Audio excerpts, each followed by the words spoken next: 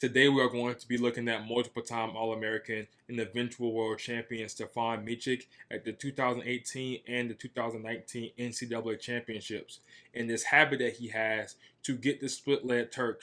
And the reason I'm doing him is because, again, he's a very good wrestler and he found it consistently, but he never really did it from an obvious position or obvious sequence, like a high crotch, head outside double. I pick him up in the air and the Turkish is right there.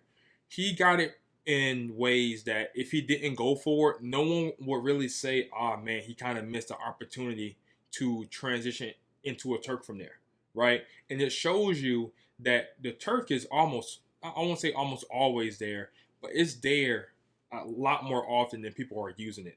I would say maybe on 20 leg attack takedowns, people may get one, right? So 5%, when it's probably there 50% of the time. So let's get into it. He loves using the arm Turk in order to, as a placeholder, to then transition into an actual Turk. So first things first, first thing to look at. Right here, almost, I would say 80% of wrestlers in this position right here, actually 90%, 95%, his left arm is on the leg and his right arm is in between the legs. They would take their right arm out to collect both legs and then build their way up. That's not what he does. The arm that's in between the legs, aka the arm Turk, he keeps that there, right? Or they would, if they wouldn't take that arm out, they'll step over the legs and then take the arm out, right?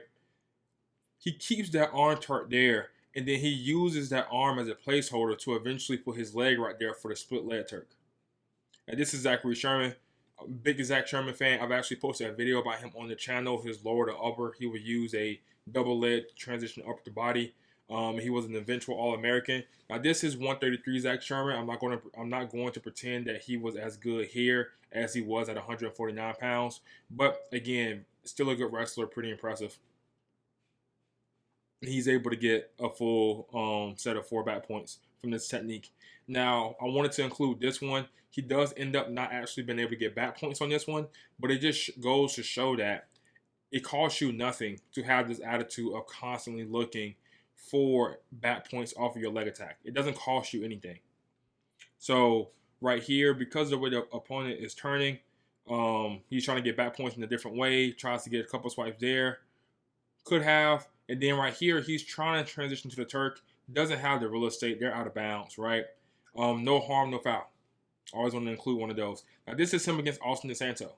This is the second time he wrestled DeSanto. The first time he lost like 23-10. I mean, he got completely bullied that entire match, taking feet to bat multiple times. And watch this attack here. So he ends up hitting a rear attack against DeSanto. Hooks the ankle. Slowly work towards it. Now, most people here, when they hook this ankle, because they hook at the ankle, the person can get their top leg inside. They can get their knee in, and they're allowed to base out. I should have got a clip of it to show it, but they're allowed to base out.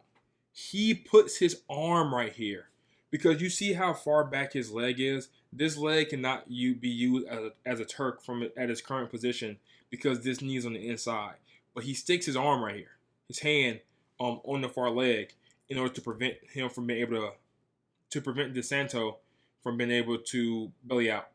So then he transitioned to the arm Turk, and then he transitions from the arm Turk to the split leg Turk. And once he does that, then he's able to slowly work towards back points. And this changed the entire momentum of the match. In order to go, it's not feet to back in the freestyle or Greco sense, but feet to back as in directly from the takedown. You end up going into a position to put them on their back, or you put them on their back. You don't have to change your offense. Almost everyone is doing a type of attack. Almost everyone has some type of attack in their arsenal to where they can start doing this and become a dangerous wrestler. You don't have to lap drop somebody. So that was at the 2018 NCAA championships. This is at the 2019 NCAA championships. The next two clips. Right here. If they're on their hip, you should be trying for some type of Turk. And when I say some type of Turk, I also include a Navy, right? Just depending on their reaction. You wouldn't Navy here because he's trying to belly down into you, towards you, not away from you. But from right here, almost everybody is building up the body. 99% of wrestlers at this point are they got their takedown, cool, that's pretty much it. He's going to watch what he's doing with his arm. I mean, almost nobody's doing that. They're just not thinking about it. He wants that arm Turk position, and he knows he's going to eventually transition into the split leg Turk from this position. Now, right here, personally, once he got the split leg Turk in a decent spot, I would say right here, I would have taken this arm out and pinned down that ankle. And it would have kind of messed the bottom guy up a little bit more. But he's able to get his knee in right here just a little bit shallow. But, I mean, obviously he has experience with the split leg Turk. He kind of knows when he feels like it's pretty secure. So, again, not bad. And then he eventually does get a full set of 4 back points here. Another thing I will add is transitioning into an assassin from that position. Not from this position, but after you already get your full set of 4 back points. Once you're right here. I should have stopped that. Once you're right here, you already got your points going over the head with that arm and locking it up because they're already on their hip. It makes it a lot easier. And lastly, this is against All-American John Ernesti. Sits him to his hip. Has the ankle hook. Now they're kind of in the scramble position. Now, last time he had the ankle hook, when he was low on the ankle, the person was just worried about getting their knee inside, right? Now, this time he doesn't need to transition into an arm Turk. He just slides that knee up, bring that ankle in, and again, able to get a full set of back points. So, I mean, he did this multiple times against multiple All-Americans. So, Stevan Micic, he was never going to be this guy to do a fireman's dump, right, in order to have a feet-to-back leg attack. He wasn't the type of person like a Levi Haynes to go high crotch double, pick you up in the air, then transition to it. But if you attack legs, I just refuse to believe that you don't have a leg attack to where you can be doing this, right? Rather you do a head outside shot like a high crotch. You can do it, right? That's the main shot people do it from. But if you look at Levi Haynes versus Evan Wick 2 their second match at Final X, on every head and side attack he did, he was still able to find a split leg Turk.